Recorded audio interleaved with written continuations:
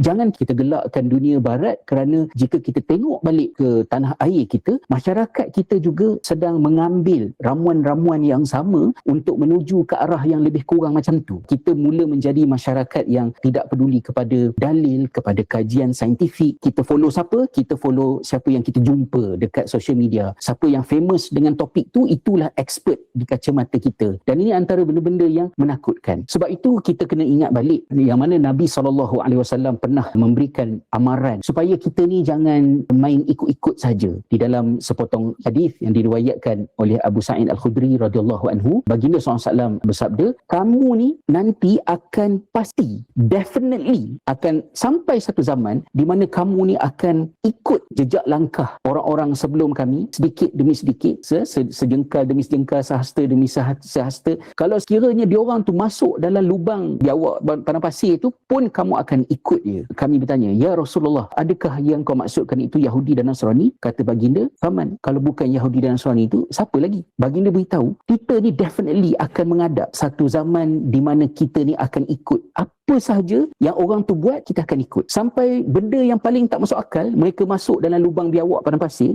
Dop tu lubang dia kecil je kan. Ibnu Hajar Al-Asqalani ketika mengulas hadis ini dalam Fathul Bari mengatakan bahawa perumpamaan masuk ke dalam lubang dop itu adalah perumpamaan yang sangat hina untuk menunjukkan benda yang tak logik, benda yang tak masuk akal pun kita akan ikut, dan itulah yang akan berlaku. So mungkin di peringkat ini kata, kita tak ikut Yahudi Nasrani, kita tersangatlah Islamiknya. Kita mengikut jejak langkah mereka itu bukan pada kita pergi ke gereja mereka atau kita pergi ke sinagog mereka, kita beragama dengan agama mereka, tapi dalam keadaan kita tidak sedar, kita telan bulat-bulat benda-benda yang mungkin kita langsung tidak melihatnya sebagai satu masalah. Sedangkan Nabi SAW sentiasa mengingatkan kita supaya kita ini berhati-hati jangan mengikut jejak langkah Yahudi dan Nasrani. Contohnya bila kita digalakkan untuk berpuasa pada 10 Muharram kan, hari Ashura, baginda ingatkan kita supaya kalau kamu puasa Ashura, puasalah sehari sebelumnya juga dan ataupun sehari selepasnya, semata-mata supaya